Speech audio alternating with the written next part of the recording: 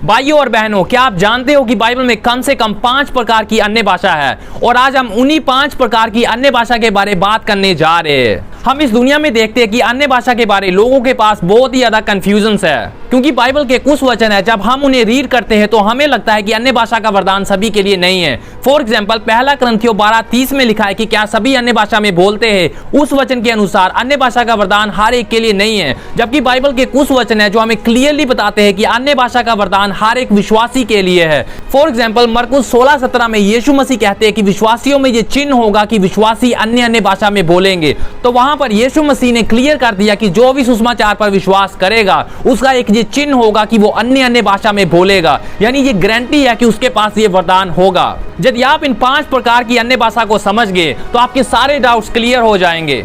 इसलिए मैं आज आपको इनकरेज करना चाहूंगा कि मेरे साथ इस वीडियो के लास्ट तक बने रहे, ताकि आपको आपके सारे क्वेश्चन के आंसर मिल जाए। तो आइए हम आज के वीडियो को शुरू करते हैं। जो पहले प्रकार की अन्य भाषा है वह है व्यक्तिगत अन्य भाषा। ये अन्य भाषा हर एक विश्वासी के लिए है। यदि आप यीशु मसीह में विश्वास करते हो और आपने यीशु मसीह को अपने उद्धारकर्ता और प्रभु के रूप में स्वीकार किया है तो ये अन्य भाषा आपके लिए है। और इस अन्य भाषा के बारे में पौलुस बात करता है। हम बाइबल में देखते हैं पहला कुरिन्थियों 14वां अध्याय और 2 वचन। तो इस वचन में इस प्रकार से लिखा है, क्योंकि जो अन्य भाषा में बातें करता है वह मनुष्यों से नहीं परंतु परमेश्वर से बातें करता है, इसलिए कि उसकी बातें कोई नहीं समझता, क्योंकि वह वेद की बातें आत्मा में होकर बोलता है। जब हम ये अन्य भाषा बोलते हैं इसे अनुवाद करने की जरूरत नहीं है, और ना ही ये जरूरी है कि इस अन्य भाषा को कोई समझे, क्योंकि इस अन्य भाषा का मेन उद्देश्य है कि हम परमेश्वर से बात करें। परमेश्वर इस भाषा को समझते हैं।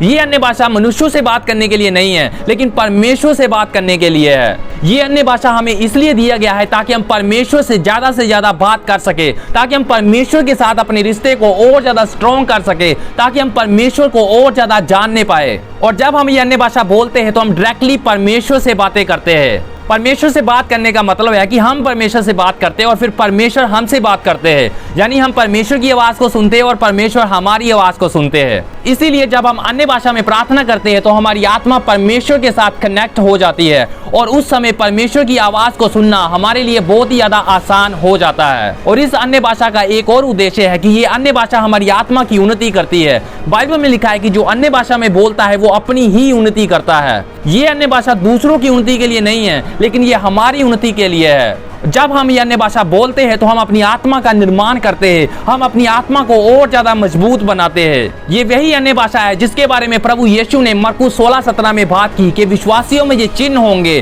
कि वे मेरे नाम में नई भाषा बोलेंगे। ये अन्य भाषा हर एक विश्वासी के लिए है। और यदि आप भी यीशु मसीह में विश्वास करते हैं तो ये वरदान आपके लिए अवेलेबल है। आप आज ही इसे विश्वास के साथ रिसीव कर सकते हो। तो ये थी हमारी पहले प्रकार की अन्य भाषा। जो दूसरे प्रकार की अन्य भाषा है वह है नाना प्रकार की भाषा, यानी कई प्रकार की भाषा। और इसके लिए हम बाइबल में देखते हैं पहला कुरिन्थियों 12:30 में लिखा है कि क्या सभी नाना प्रकार की भाषा बोलते हैं। ये नाना प्रकार की भाषा उस व्यक्तिगत अन्य भाषा के समान नहीं है, क्योंकि जब हम व्यक्तिगत अन्य भाषा बोलते हैं तो वो भाषा किसी को भी समझ नहीं आती, लेकिन जब हम नाना प्रकार की अन्य भाषा बोलते हैं तो वो सामने वाले बंदे को समझ आती है। ये वही भाषा है जो पेंतेकुस्त के दिन चेलों ने बोली थी। बाइबल में लिखा है कि वो जैसे ही पवित्र आत्मा से भरे वो भिन्न भाषाएं बोलना शुरू हो गए। बाइबल में लिखा है कि वहां पर 16 अलग भाषा बोलने वाले लोग आए हुए थे। चेले उनकी भाषा को नहीं समझते, लेकिन बाइबल में लिखा है कि हर एक को यही सुनाई दे रहा था कि ये हमारी ही भाषा में बोल रहे हैं। और उन्होंने चेलों को परमेश्वर के बड़े कामों की चर्चा करते हुए सुना। यह अन्य भाषा ऐसी है कि जब हम इसे बोलते हैं तो ये हमें समझ नहीं आती, लेकिन पवित्र आत्मा सामने वाले व्यक्ति की बुद्धि को खोल देता है। पवित्र आत्मा उसकी समझ को खोल देता है और उसे ये लगता है कि ये मेरी ही भाषा में बोल रहा है। ये अन्य भाषा मनुष्यों की भाषाओं को बोलना है, यानी जिन मनुष्यों की भाषाओं को हमने कभी भी नहीं सीखा उन भाषाओं को बोलना है। जब हम ये अन्य भाषा बोलते हैं, हम जो बोल रहे हैं हम उन्हें नहीं समझ पाते, लेकिन हम सामने वाले व्यक्ति की भाषा में बोल रहे होते हैं और हम उन्हें इस भाषा में यीशु मसीह का सुसमाचार बहुत ही ज्यादा आसानी से सुना सकते हैं। इसको अच्छे से एक्सप्लेन करने के लिए मैं आपके साथ एक पास्टर की गवाही को शेयर करना चाहूंगा। एक पास्टर थे जो सेवकाई भी करते थे और पार्ट टाइम जॉब भी करते थे। एक दिन प्रभु ने उनसे बात की कि अपनी जॉब को छोड़कर फुल टाइम सेवकाई में आ जाओ, यानी मेरी सेवकाई फुल टाइम करो। लेकिन उन्होंने प्रभु की उस आवाज का पालन नहीं किया और वे वैसे ही जीवन जीते रहे, यानी वो पार्ट टाइम जॉब भी करते रहे और वो साथ में प्रभु की सेवा भी करते रहे। लेकिन एक दिन उनके पास एक लेडी आई जो बिल्कुल ही अनपढ़ थी और उन्हें इंग्लिश के बारे में कुछ भी नहीं पता, यानी उन्हें इंग्लिश के बारे में ABCD भी नहीं आती। और वो लेडी पास्टर से इंग्लिश में बात करके कहती है कि क्या मैंने तुम्हें नहीं कहा था कि फुल टाइम सेवकाई में आओ, क्योंकि मैंने तुम्हें फुल टाइम सेवकाई के लिए बुलाया है। और ऐसी और भी बहुत सारी बातें उस लेडी ने उस पास्टर से कही। पास्टर को पूरी तरह से पता था कि इसको इंग्लिश नहीं आती और पास्टर समझ गया कि पवित्र आत्मा इसके द्वारा मुझसे बात कर रहा है। उस लेडी ने इंग्लिश कभी भी नहीं सीखी, लेकिन पवित्र आत्मा ने उसके द्वारा इंग्लिश बुलवाना शुरू कर दिया ताकि पवित्र आत्मा उस पास्टर से बात कर सके। और लेडी को भी नहीं पता कि वो क्या बोल रही है, क्योंकि वो तो अन्य भाषा में ही बोल रही है, लेकिन वो पास्टर से उस अन्य भाषा के द्वारा बात कर रही है। और उस पास्टर ने उस दिन ये डिसीजन लिया कि मैं फुल टाइम परमेश्वर की सेवकाई करूंगा। तो आप देख सकते हो कि ये दूसरे प्रकार की जो अन्य भाषा है, ये मनुष्यों से बात करने के लिए है। यदि परमेश्वर आपको एक ऐसी जगह पर लेकर जाते हैं जिन लोगों की भाषा को आप नहीं समझते, फॉर एग्जाम्पल परमेश्वर आपको चाइना में भेज देते हैं और आप चाइनीज नहीं समझते हो, ना ही आप चाइनीज बोल पाते हो, और यदि पवित्र आत्मा को लगेगा कि उस समय इस वरदान को देने की जरूरत है, तो पवित्र आत्मा आपके द्वारा इस प्रकार की अन्य भाषा बुलवाना शुरू करेगा। और पवित्र आत्मा इस प्रकार की भाषा बुलवाने के द्वारा उस व्यक्ति से बात करेगा, उसको प्रभु यीशु मसीह के बारे में बताएगा और परमेश्वर के बड़े बड़े कामों के बारे में बताएगा, जिससे वो व्यक्ति यीशु मसीह को अपने उद्धारकर्ता के रूप में एक्सेप्ट करे। अभी क्वेश्चन ये है कि क्या सभी इस प्रकार की भाषा को बोलते हैं? तो इसका आंसर होगा नहीं, क्योंकि हर एक व्यक्ति इस अन्य भाषा को नहीं बोलता। लेकिन जब भी पवित्र आत्मा को लगेगा कि इस वरदान की नीड है, तो पवित्र आत्मा इस प्रकार की अन्य भाषा आपके द्वारा बुलवाना शुरू कर देगा। सो पहला ग्रंथियों 12:30 अध्याय में पौलुस जिस अन्य भाषा की बात कर रहा है वो यही है, और इसका आंसर यही है कि सभी ये अन्य भाषा नहीं बोलते। जो तीसरे प्रकार की अन्य भाषा है वह है अनुवाद के साथ अन्य भाषा। हम बाइबल में देखते हैं, पहला ग्रंथियों 14:13 में लिखा है, इस कारण जो अन्य भाषा बोले वह प्रार्थना करे कि उसका अनुवाद भी कर सके। मैंने बहुत सारे लोगों को ये कहते हुए सुना है कि जो पेंतेकुस्त के दिन अन्य भाषा बोली गई थी वो लोगों को समझ आई थी, लेकिन जो लोग आज बोलते हैं वो लोगों को समझ नहीं आती। इसलिए पेंतेकुस्त के दिन बोली गई अन्य भाषा असली है और जो लोग आज बोलते हैं जो किसी को समझ नहीं आती वो नकली है। लेकिन ऐसा बिल्कुल भी नहीं है, हर बार अन्य भाषा समझ में नहीं आती। यदि हम हर बार अन्य भाषा को समझ जाए तो फिर अनुवाद की क्या जरूरत, क्योंकि हमें अनुवाद की नीड तभी है जब हम किसी भाषा को नहीं समझते और हम एक अनुवादक के द्वारा उस भाषा को समझते हैं। ये जो अनुवाद के साथ अन्य भाषा है, इसमें पवित्र आत्मा जो अन्य भाषा बोली जा रही है उसका क्या मतलब है, किसी व्यक्ति को उसका प्रकाशन दे सकता है। यानी पवित्र आत्मा उससे बात करेगा कि ये जो अन्य भाषा बोली जा रही है इसका क्या मतलब है, और फिर उसे कलीसिया की उन्नति के लिए शेयर किया जाता है ताकि कलीसिया की उस अन्य भाषा के अनुवाद के द्वारा उन्नति हो सके। अनुवाद के साथ अन्य भाषा भविष्यवाणी के ही समान है और भविष्यवाणी को कलीसिया की उन्नति के लिए इस्तेमाल किया जाता है। बाइबल में लिखा है, परंतु जो भविष्यवाणी करता है वह मनुष्यों से उन्नति और उपदेश और शांति की बातें कहता है। और अन्य भाषा को अनुवाद के साथ बोलना बिल्कुल वैसे ही है, क्योंकि जब हम अन्य भाषा को अनुवाद के साथ बोलते हैं तो हम कलीसिया से शांति, उपदेश और उन्नति की बातें करते हैं, और जब हम अन्य भाषा को अनुवाद के साथ बोलते हैं तो इससे सुनने वालों की उन्नति होती है।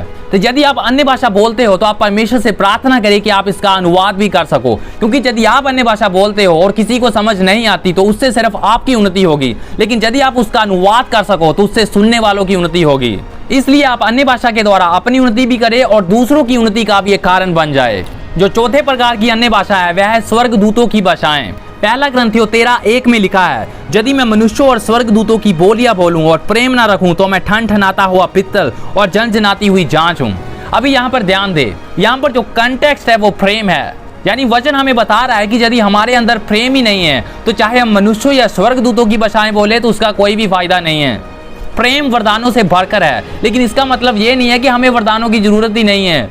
लेकिन यहाँ पर जो मेन चीज जो मैं चाहता हूँ कि आप ध्यान दें वो ये है कि यहाँ पर स्वर्गदूतों की भाषाओं के बारे में बात की जा रही है। यहाँ पर लिखा है कि यदि मैं मनुष्यों और स्वर्गदूतों की बोलियां बोलूं, यानी हम स्वर्गदूतों की भाषाओं में बोल सकते हैं। तो जब हम अन्य भाषा में बोलते हैं तो हो सकता है कि हम स्वर्गदूतों से भी बातें कर रहे हो, क्योंकि हम स्वर्गदूतों की भाषा बोल सकते हैं। बाइबल में लिखा है कि याकूब एक दर्शन को देखता है कि एक सीढ़ी है जो स्वर्ग तक पहुंची हुई है, और उस सीढ़ी से स्वर्गदूत उतरते और चढ़ते हैं, यानी कुछ स्वर्गदूत चढ़ रहे हैं और कुछ स्वर्गदूत उतर रहे हैं। जो स्वर्गदूत उतर रहे हैं उन्हें पृथ्वी पर एक काम करने के लिए भेजा जा रहा है, और स्वर्गदूत जो ऊपर जा रहे हैं उनको जो पृथ्वी पर काम करने के लिए दिया गया था वो उन्होंने कर लिया है।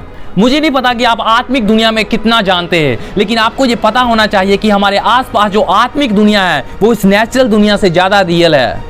और बाइबल हमें बताती है कि हमारे आसपास बहुत सारी दुष्ट आत्माएं हैं और बहुत सारे स्वर्गदूत भी है।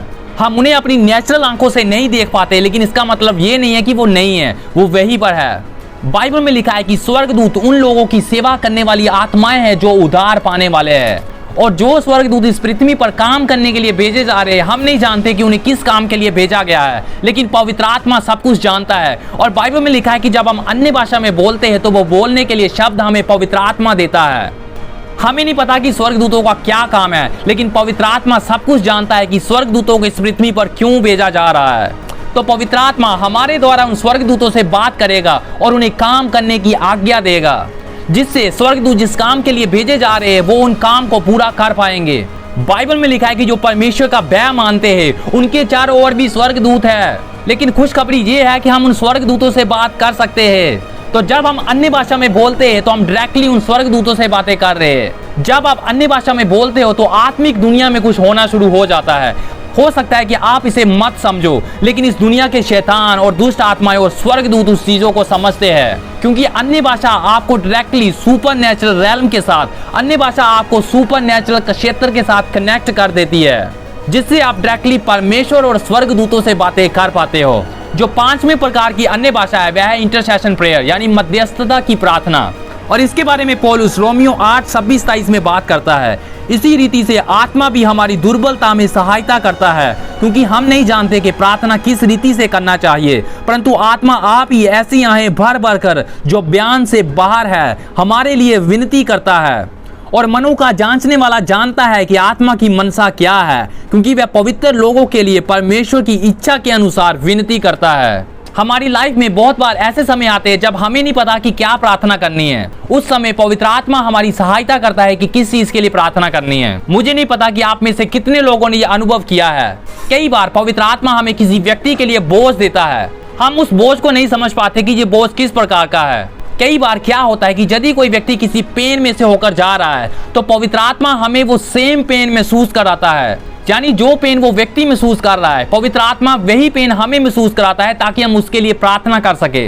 यदि आपके साथ ये होता है तो आपको क्या करना है, आपको तब तक अन्य भाषा में बोलना है जब तक वो बोझ हल्का ना हो जाए, क्योंकि जब ऐसा होता है तो पवित्र आत्मा आपके द्वारा उस व्यक्ति के लिए काम करना चाहता है। पवित्र आत्मा आपके द्वारा उस व्यक्ति के जीवन में कुछ काम करना चाहता है, लेकिन आपके पास सिर्फ वो बोझ है, लेकिन आपको नहीं पता कि प्रार्थना क्या करना है। तो आप सिंपली अन्य भाषा में तब तक बोलते रहे जब तक वो बोझ हल्का नहीं हो जाता, क्योंकि जब आप अन्य भाषा में बोल रहे हो तो पवित्र आत्मा उस व्यक्ति के जीवन में काम कर रहा है, क्योंकि पवित्र आत्मा आपके द्वारा उस व्यक्ति के लिए प्रार्थना कर रहा है। और जब आपके अंदर ऐसा बोझ आता है और तब तक आप प्रार्थना करते रहते हो, तब तक आप अन्य भाषा में बोलते रहते हो जब तक वो बोझ हल्का नहीं हो जाता, तो आप उस व्यक्ति में परमेश्वर के कामों को बहुत ही जल्द देखोगे। तो ये था हमारा आज का वीडियो, जिसमें हमने बात की कि बाइबल में कम से कम 5 प्रकार की अन्य भाषा है। ज्यादा प्रकार की अन्य भाषा भी हो सकती है, लेकिन बाइबल में कम से कम 5 प्रकार की अन्य भाषा है। यदि आज की वीडियो के रिलेटेड आपके पास कोई क्वेश्चन है या आपको कुछ समझ नहीं आया तो आप नीचे कमेंट्स में अपने क्वेश्चन पूछ सकते हो। और यदि आप ये जानना चाहते हो कि अन्य भाषा क्या है तो आप यहाँ पर क्लिक करें। और यदि आप ये जानना चाहते हो कि अन्य भाषा के वरदान को कैसे प्राप्त करें तो आप यहाँ पर क्लिक करें। और यदि आप हमारे और वीडियोस को देखना चाहते हो तो अभी हमारे चैनल को सब्सक्राइब करके नोटिफिकेशन को ऑन कर ले, ताकि हमारे आने वाले वीडियोस के नोटिफिकेशन आप तक पहुंच सके।